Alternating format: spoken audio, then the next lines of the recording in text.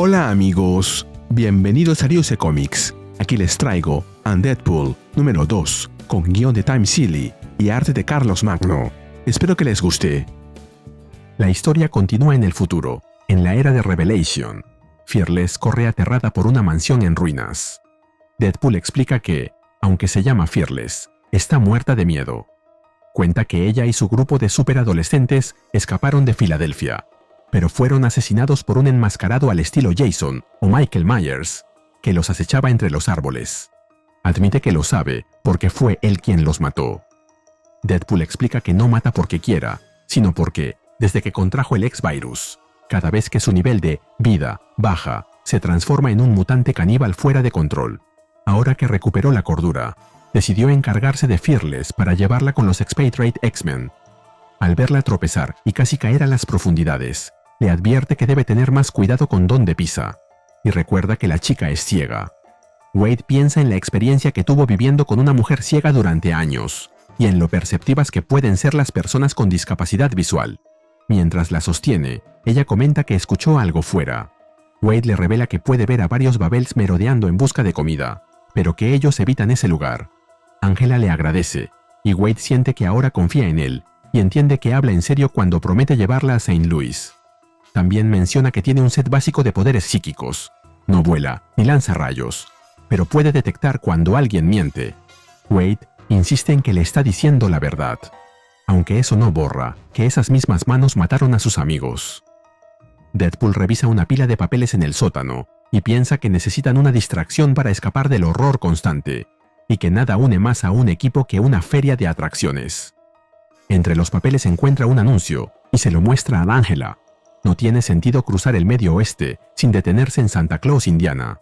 Como comentario, este pueblo realmente existe, aunque está en el centro de los Estados Unidos. Nos movemos al parque de atracciones de Santaville. Wade comenta que el lugar luce exactamente igual que en el volante publicitario, aunque mucho más caluroso de lo que se podría esperar. Se burla de Papá Noel diciendo que, cuando el mundo te ofrece regalos si haces lo que te piden, pero te castiga con una bolsa de carbón si te portas mal, eso arruina la fantasía.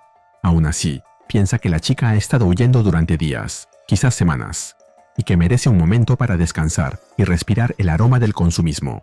En eso, Wade le dice a Angela que volverá pronto. La mujer se alarma, pero Deadpool le indica que camine 10 pasos en línea recta, sin usar el bastón, y atraviese la puerta. Ella obedece y cae sobre una montaña de peluches, riendo a carcajadas por la broma.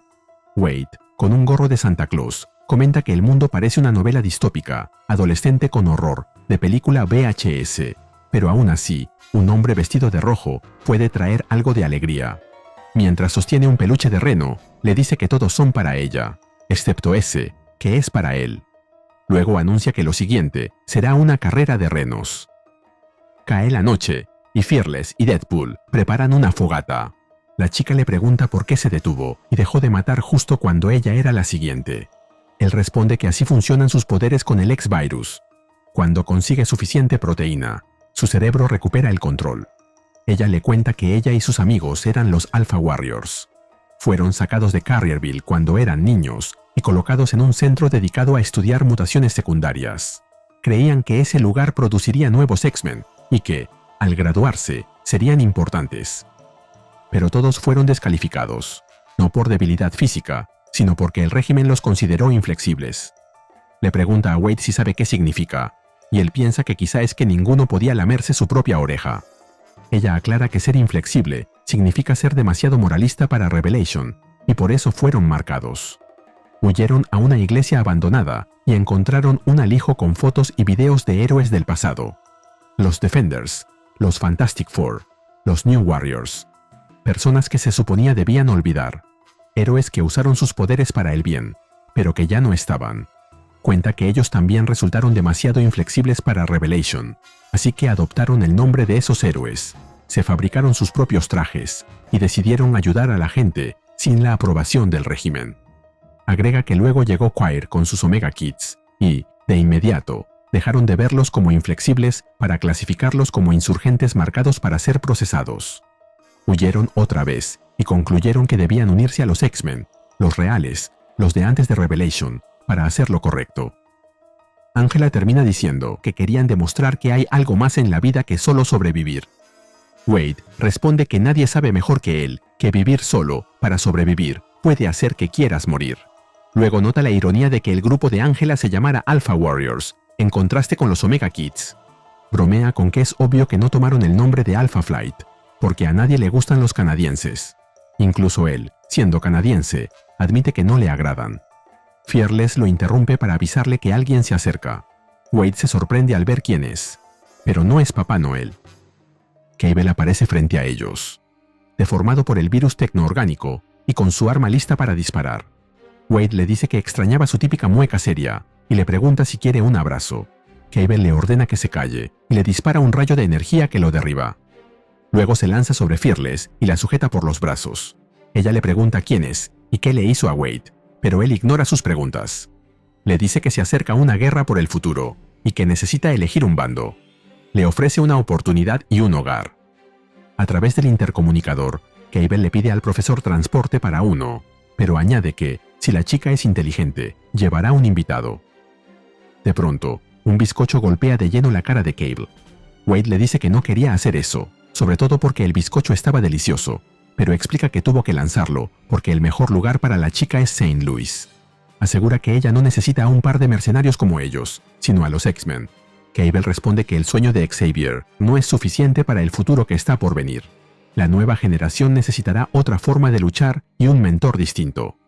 La era de los New Mutants terminó, y que ahora comienza la de la X-Force. Deadpool le pide a Fearless que se esconda. Sus dos papis están por tener una charla. Wade le dice a Cable que lo ha extrañado tanto como el herpes extraña los labios, pero que los New Mutants nunca fueron lo mismo desde que perdieron a su mejor miembro, Bear Brain. X-Force es una franquicia. Esa era de la que habla empezó, se mantuvo y terminó. Luego le propone usar el transporte juntos, como una familia. Le revela que el futuro que Cable quiere detener ya llegó y se llama Revelation. Así que lo único que les queda es vivir y cargar con sus pecados. Cable pierde el control y balbucea que eso no puede ser. Dice que vino del futuro para detener a Apocalypse, Strife, Onslaught y a Deadpool, un mercenario barato contratado por Tolliver para matarlo. Deadpool esquiva los disparos de Cable con movimientos controlados, recordándole que no trabaja para Tolliver desde la primera vez que se enfrentaron. Añade que Tolliver resultó ser el hijo de Cable venido del futuro y que la continuidad es, en esencia, un concepto absurdo. Wade le asesta una patada directa al abdomen y afirma que está atrapado en el pasado. Considera que, entre las referencias a los New Mutants, la X-Force, las enormes sombreras y el hecho de que no lo llame por su nombre real, solo queda una explicación. Tanto viaje temporal lo mantiene desorientado. La pelea avanza a golpes. Wade admite que Cable ha soportado demasiado y que reconoce cuando alguien roza la locura, porque lo ha experimentado en carne propia. Cable responde sujetándole el brazo y fracturándolo con un movimiento preciso. Deadpool queda retorcido, soltando un grito mientras el dolor lo atraviesa.